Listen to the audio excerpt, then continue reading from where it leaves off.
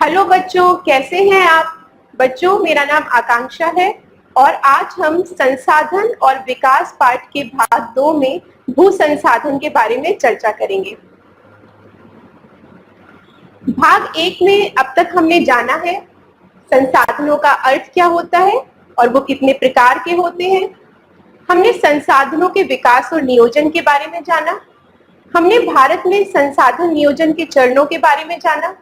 हमने सतत पोषणीय विकास का अध्ययन किया और हमने संसाधनों के संरक्षण की आवश्यकता पर एक नजर डाली। आज हमारे चर्चा के बिंदु है भूमि एक संसाधन के रूप में, भारत में मुख्य भू आकृतियों के अंतर्गत आने वाले क्षेत्र, भू उपयोग का उद्देश्य, भू उपयोग को निर्धारित करने वाले तत्व।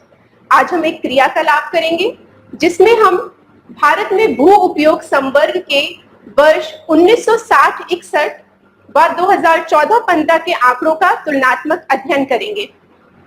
हम भूमि निम्नीकरण के कारण देखेंगे और हम इसके संरक्षण के उपाय भी ढूंढेंगे। सबसे पहले ये चित्र देखिए और मुझे बताइए कि आप इसमें क्या क्या देख पा रहे हैं। जी हाँ, वन्य जीव देख पा रहे हैं, ये मानव बस्ती देख पा रहे हैं, कृषि क्षेत्र देख पा रहे हैं, प्राकृतिक वनस्पति, औद्योगिक प्रतिष्ठान और परिवहन के साधन। तो आप मुझे ये बताइए कि ये सारी चीजें किस पर आधारित है, इनका आधार क्या है? जी हाँ, वेरी गुड, इसका आधार भूमि है। भूमि एक महत्वपूर्ण प्राकृतिक संसाधन है। प्राकृतिक वनस्पति, वन्य जीव, मानव जीवन, आर्थिक क्रियाएं, परिवहन और संचार व्यवस्थाएं सब कुछ भूमि पर ही आधारित है। पर भूमि एक सीमित संसाधन है। मानव की जो जनसंख्या है और आर्थिक क्रियाएं हैं वो तो बढ़ती रहेंगी, पर जो भूमि है वो सीमित ही रहेगी। इसलिए सावधानी और योजनाबद्ध रूप से इसका प्रयोग होना चाहिए, यानी हमें एक रूपरेखा तैयार करनी चाहिए इसके प्रयोग से पहले। अगर हम भारत में मुख्य भू आकृतियों के अंतर्गत आने वाले क्षेत्र की बात करें तो बच्चों, क्लास 9th में हमने भारत का भौगोलिक विभाजन पढ़ा था, जिसमें हमने जाना था कि भारत में मैदान, पर्वत, पठार, द्वीप सारी भौगोलिक आकृतियां पाई जाती हैं। तो यदि हम उनके प्रतिशत की बात करें तो मुख्य भू आकृतियों के अंतर्गत आने वाले क्षेत्र में मैदान 43% है, पर्वत 30% है और पठारी क्षेत्र 27% है। मैदानों की बात करें तो लगभग 43% भू क्षेत्र हमारा मैदानी भाग है। अब मैदान क्यों हमारे लिए उपयोगी है?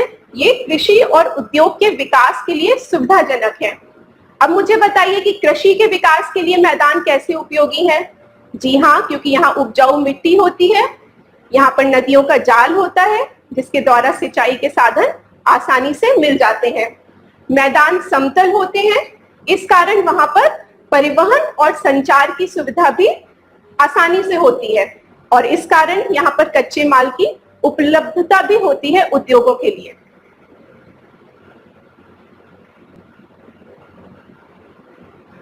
यदि हम पर्वत की बात करें तो भू क्षेत्र के 30% भाग पर पर्वत विस्तृत हैं। पर्वत किस लिए उपयोगी हैं? जी हाँ, ये 12मासी नदियों के प्रवाह को सुनिश्चित करते हैं। अब 12मासी नदियां वे नदियां जिनमें वर्ष भर जल रहता है, क्योंकि ये अपने जल के लिए सिर्फ वर्षा पर निर्भर नहीं करती, इनको ग्लेशियर से भी जल प्राप्त होता है, जैसे कि गंगा नदी, यमुना नदी। पर्यटन विकास के लिए बहुत सहायक होते हैं। हम गर्मी की छुट्टियों में कहाँ घूमने जाना पसंद करते हैं? पहाड़ी इलाकों पर, जैसे शिमला, नैनीताल। पारिस्थितिकी के लिए बहुत इंपॉर्टेंट है। यहाँ वन एवं दुर्लभ जीव जंतु पाए जाते हैं। ये जलवायु को भी प्रभावित करते हैं, जैसे पर्वतकृत वर्षा। जैसे भारत के उत्तरी भाग में हिमालय से जब मॉनसूनी हवाएं टकराती हैं तो यहाँ पर्वतकृत वर्षा होती है। पठार की बात करें तो देश के क्षेत्रफल का लगभग 27% हिस्सा पठार के अंतर्गत आता है। यहाँ पर खनिज मिलते हैं। जैसे दक्षिण के पठार की बात करें तो यहाँ पर लौह अयस्क के भंडार हैं।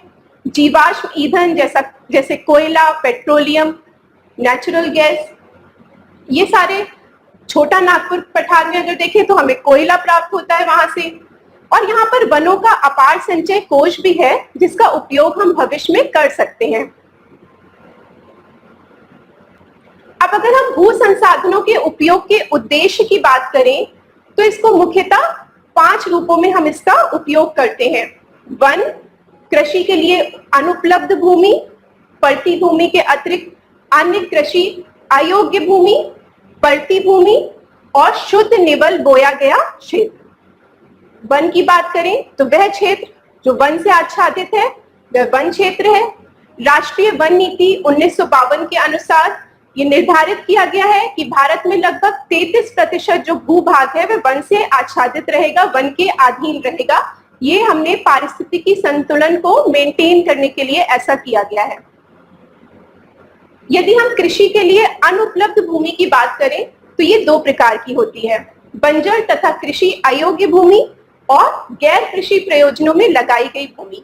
बंजर तथा कृषि अयोग्य भूमि वह भूमि जो कई कारणों से, जैसे लवणता के कारण, कृषि के लिए उपयुक्त नहीं है और हमारे पास ऐसी टेक्निक्स भी अवेलेबल नहीं है कि हम इसका यूज कर सकें, जैसे दुर्गम पहाड़ियां, मरुस्थल आदि। गैर कृषि प्रयोजनों में लगाई गई भूमि यानी जिनका प्रयोग कृषि में नहीं होता है, जैसे इमारतें, सड़कें, उद्योग, रेल लाइन, बस्तियां आदि। पड़ती भूमि के अतिरिक्त अगर हम अन्य कृषि अयोग्य भूमि के बारे में बात करें तो वे फर्दर 3 पार्ट में डिवाइड करी जा सकती हैं। स्थायी चारागाहें तथा अन्य गोचर भूमि, विविध वृक्षों, वृक्ष फसलों तथा उपवनों के अधीन भूमि जो शुद्ध निवल बोए गए क्षेत्र में शामिल नहीं है। अभी हम आगे देखेंगे कि शुद्ध निवल बोया गया क्षेत्र क्या होता है। कृषि योग्य बंजर भूमि जहां 5 से अधिक वर्षों से खेती नहीं की गई हो पर तकनीक द्वारा इसको कृषि योग्य बनाया जा सकता है। यदि हम पड़ती भूमि की बात करें तो यह भी 2 प्रकार की होती है, वर्तमान पड़ती और पुरातन पड़ती। अब वर्तमान पड़ती क्या होती है?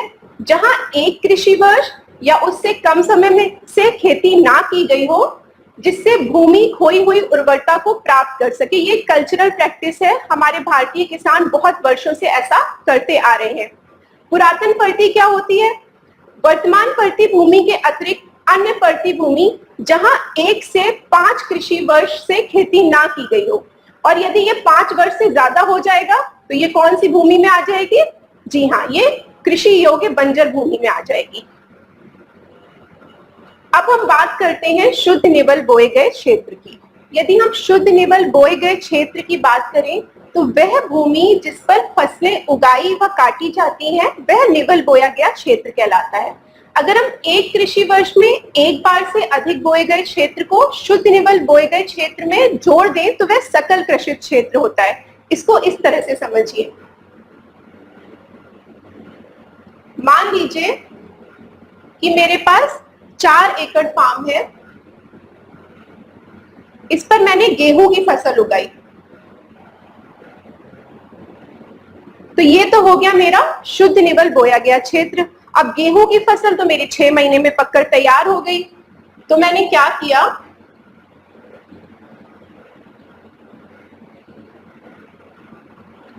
मैंने 2 एकड़ में कोई और फसल उगा दी और फिर 2 एकड़ में कोई और फसल उगा दी। तो अब मैंने कुल कितने क्षेत्र में फसल उगाई? 4 प्लस 2 प्लस 2, ये कितना हो गया? 8। तो इसका मतलब सकल कृषि क्षेत्र हो गया 8 एकड़।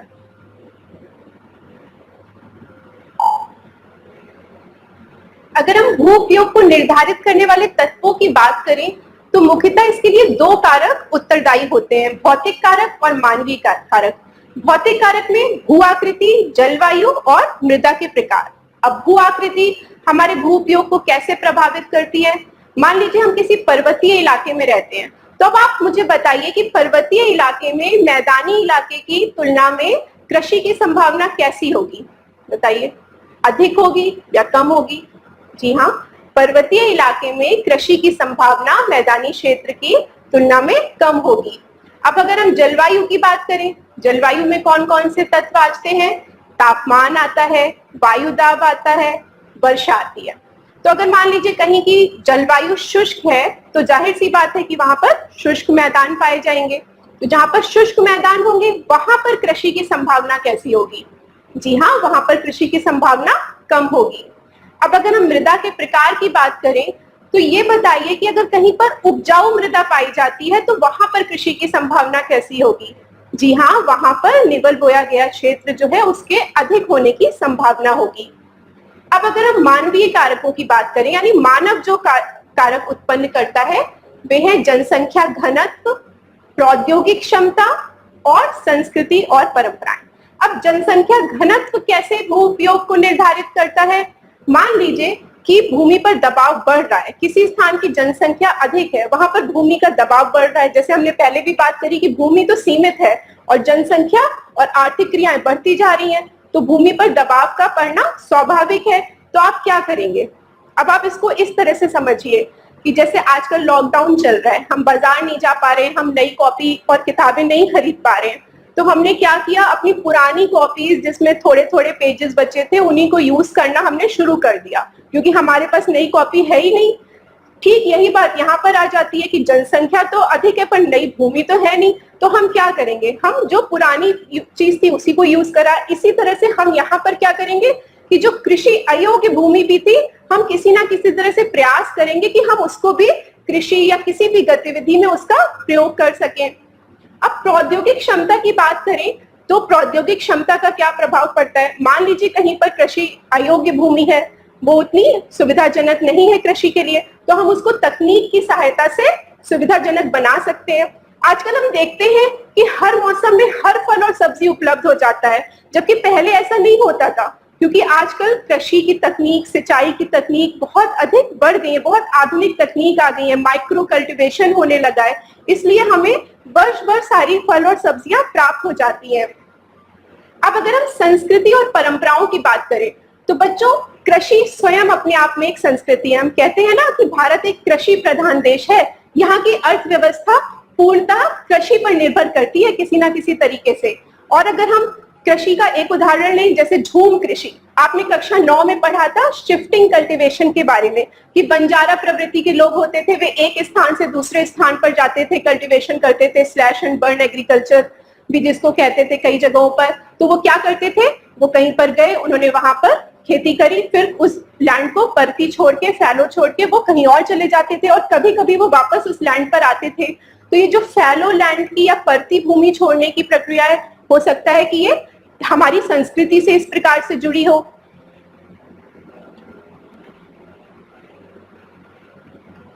अब अगर हम भारत में भू उपयोग प्रारूप की बात करें तो कुछ तथ्य हैं जो हमारे लिए जानने आवश्यक हैं, जैसे कि भारत का कुल भौगोलिक क्षेत्रफल 32.8 लाख वर्ग किलोमीटर है, पर केवल 93% भाग के ही भू उपयोग आंकड़े हमारे पास उपलब्ध हैं, क्योंकि पूर्वोत्तर प्रांतों में सूचित क्षेत्र के बारे में जानकारी बहुत कम है। सिर्फ असम राज्य के बारे में हमें जानकारी है, अन्य राज्यों के बारे में नहीं हो पाई है।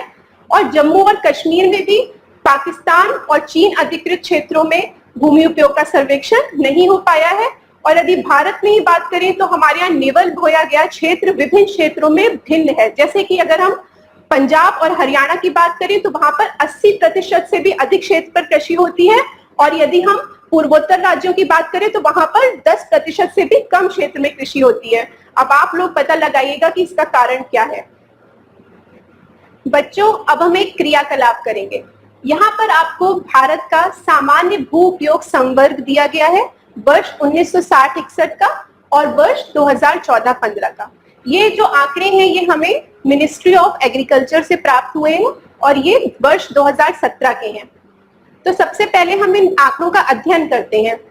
अगर हम वन की बात करें, लेजेंड देखिए, वन का यदि प्रतिशत देखें तो वर्ष 1960-61 में यानी पहले ये था 18.11%, और यदि हम अभी की यानी 2014-15 की बात करें तो ये हो गया है 23.3%, यानी कि अभी इसमें सीमित परिवर्तन आया है, थोड़ा सा ये क्षेत्र बढ़ा है। यदि हम बंजर तथा कृषि अयोग्य भूमि की बात करें तो ये पहले थी 18.11% और अब ये हो गई है 5.5%, यानी इसमें कमी आई है। यदि हम गैर कृषि प्रयोजनों के अंतर्गत क्षेत्र की बात करें तो पहले ये कितना था 4.95% और अब ये थोड़ा सा बढ़ गया है, ये हो गया है 8.7%। यदि हम स्थायी चारागाहें तथा अन्य गोचर भूमि की बात करें तो ये पहले था 4.71% और अब ये कम हो गया है, ये हो गया है 3.3%। यदि हम विविध वृक्षों, वृक्ष फसलों तथा उपवनों के अंतर्गत क्षेत्र की बात करें तो ये पहले 1.50% था और अब ये 1% है, इसमें बहुत सीमित परिवर्तन आया है। यदि हम कृषि योग्य बंजर भूमि की बात करें तो ये पहले 6.23% थी और अब ये 4.0% हो गई, यानी ये कम हुई है। यदि हम पड़ती भूमि के अतिरिक्त अन्य पुरातन पड़ती की बात करें तो ये पहले थी 3.50% और अब ये 3.6% है, यानी कि इसमें मामूली सा परिवर्तन है। यदि हम वर्तमान पड़ती की बात करें तो ये पहले थी 3.73% और अब ये 4.9% हो गई है, यानी थोड़ी सी सीमित परिवर्तन आया है, थोड़ी सी बढ़ी है। अब अगर हम शुद्ध निवल बोए गए क्षेत्र की बात करें तो ये पहले था 46.26% और अब ये हो गया है 45.5%, यानी इसमें सीमित परिवर्तन आया है, थोड़ा सा ये कम हुआ है। तो अब आपको करना क्या है, आपको मुझे ये बताना है कि इन दोनों वृत्त चित्रों की तुलना करें और पता लगाएं कि वर्ष 1960-61 में और 2014-15 के बीच शुद्ध निवल बोए गए क्षेत्र और वनों के अंतर्गत भूमि में बहुत सीमित परिवर्तन क्यों आया है। अब आप देखिए और मुझे बताइए। अब आप देख रहे हैं आजकल औद्योगिकीकरण बढ़ रहा है, नगरीकरण बढ़ रहा है, आप देख रहे हैं पक्की सड़कों का निर्माण हो रहा है, पुल का निर्माण हो रहा है, उद्योगों का निर्माण हो रहा है, इमारतों का निर्माण हो रहा है। तो इस सब का क्या तात्पर्य है? जी हाँ, शुद्ध निवल बोए गए क्षेत्र में सीमित परिवर्तन इस बात के संकेत देता है कि गैर कृषि गतिविधियों में इजाफा हो रहा है, जैसे भवन निर्माण, इमारतों का निर्माण आदि। अब वनों के अंतर्गत जो परिवर्तन आया है उसका कारण बताइए। अभी हमने राष्ट्रीय वन नीति की बात करी कि भारत में 1952 में राष्ट्रीय वन नीति लागू की गई, जिसके अंदर क्या फैसला लिया गया था? जी हाँ, जिसके अंदर फैसला लिया गया था कि 33% जो भू क्षेत्र है वो वन के अधीन रखा जाएगा। तो इसलिए वनों के अंतर्गत जो परिवर्तन आया है वो राष्ट्रीय वन नीति द्वारा निर्धारित न्यूनतम वांछित वन क्षेत्र की सीमा निर्धारित किए जाने के कारण आया है। अब हम अगर बात करें कि बंजर और कृषि अयोग्य भूमि में कमी आई है, तो जैसा अभी मैंने पहले भी उदाहरण दिया था कि अगर भूमि पर जनसंख्या का दबाव बढ़ेगा तो क्या होगा, इन पर भी गैर कृषि कार्य किए जाने लगेंगे। अब अगर हम गैर कृषि प्रयोजनों के अधीन भूमि में इजाफे की बात करें तो ऐसा क्यों हो रहा है? गैर कृषि कार्य बढ़ रहे हैं। पहले हमारे यहाँ प्राइमरी एक्टिविटीज ज्यादा होती थी, अब हमारे यहाँ सेकेंडरी और टर्शियरी एक्टिविटीज होने लगी हैं। अभी आप इकोनॉमिक्स के लेसन में ये सारी चीजें पढ़ेंगे।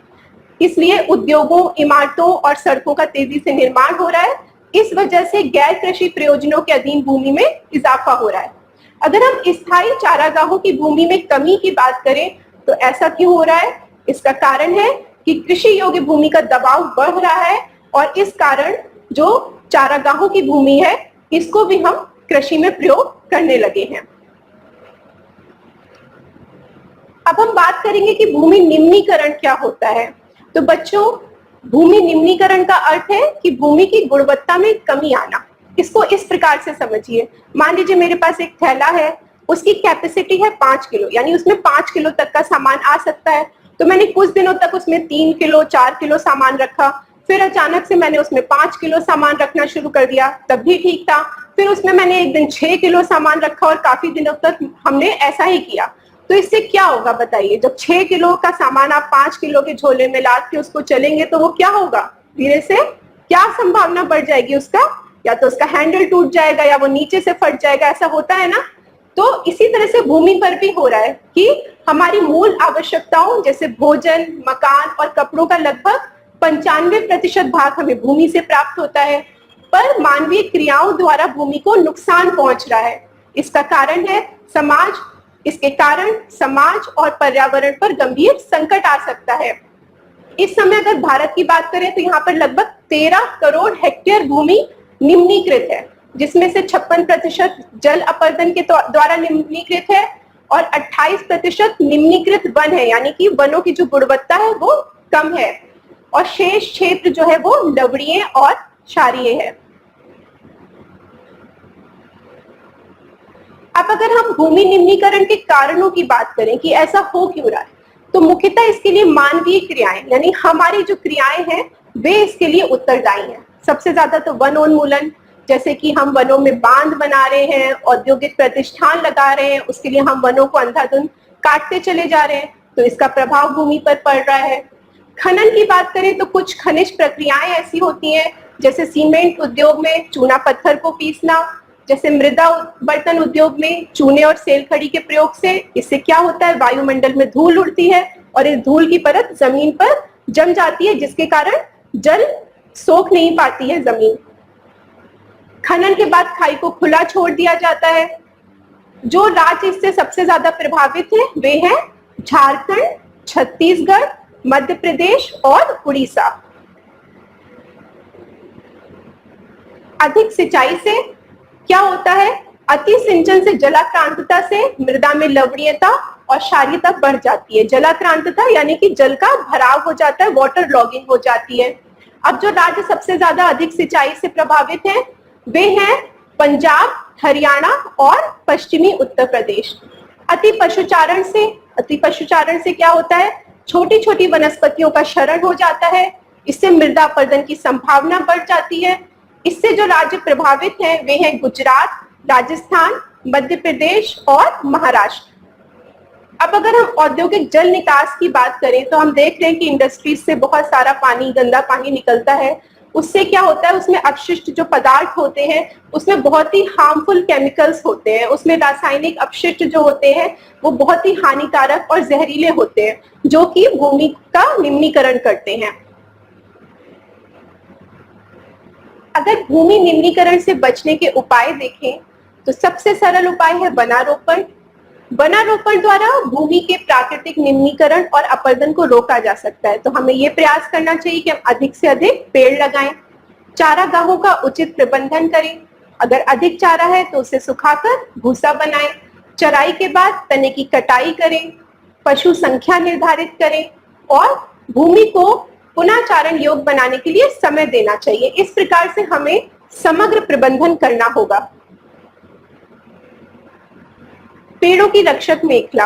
बच्चों, आपने कभी हाईवे पे सफर करते वक्त देखा होगा ये सीन की जैसे ये मैदान है, यहाँ पर कृषि हो रही है और यहाँ पर एक बाउंड्री वॉल टाइप की बनी है पेड़ों की, तो इसी को पेड़ों की रक्षक मेखला कहते हैं। इससे पवन और तूफान से भूमि की रक्षा होती है, फसल की रक्षा होती है। ये जो हमारे भारतीय किसान हैं ये किसी साइंटिस्ट से कम नहीं है, ये उनकी अपनी टेक्निक्स है जो वो यूज करते हैं अपनी भूमि को, जल को, मृदा को बचाने के लिए। अगर हम पशुचारण नियंत्रण की बात करें तो उसमें हमें पशु प्रबंधन करना होगा और चराई के स्थान और समय को नियंत्रित करना होगा। इसके अतिरिक्त हमें खनन पर भी नियंत्रण करना होगा। खनन की नवीन तकनीकों का प्रयोग करना होगा जिससे भूमि को कम से कम नुकसान पहुंचे। रेगिस्तानी इलाकों में कांटेदार झाड़ियां लगाकर, जैसे कि आप देख रहे हैं कांटेदार झाड़ियां लगा दी जाती हैं, क्योंकि आपको पता है कि रेगिस्तानी क्षेत्र में पवन अपरदन द्वारा रेत के टीले पवन द्वारा उड़ा दिए जाते हैं, उड़ जाते हैं, वे एक स्थान से दूसरे स्थान चले जाते हैं। इस कारण वहां पर कांटेदार झाड़ियां लगाकर उनको स्थिर किया जाता है।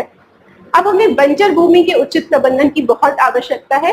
भारत के कई भागों में यह हो भी रहा है। इसमें क्या करा जाता है कि जल संचयन के द्वारा, पशुपालन के द्वारा और वृक्षारोपण के माध्यम से बंजर भूमि को भी कृषि योग्य बनाया जा रहा है। औद्योगिक अपशिष्टों का समुचित निदान, जैसा कि हमने पहले बात करी कि जो हार्मफुल केमिकल्स निकलते हैं वो अंततः हमें ही नुकसान पहुंचाते हैं, क्योंकि वे भूमि में जो कृषि होती है वो कृषि उत्पाद हम प्रयोग करते हैं। इस कारण उनका समुचित निदान होना चाहिए। जैसे कि फॉर एग्जाम्पल औद्योगिक जल को परिष्करण के बाद बहाना चाहिए, जिससे कि उसके जो केमिकल्स हैं हार्मफुल वो कम हो जाए।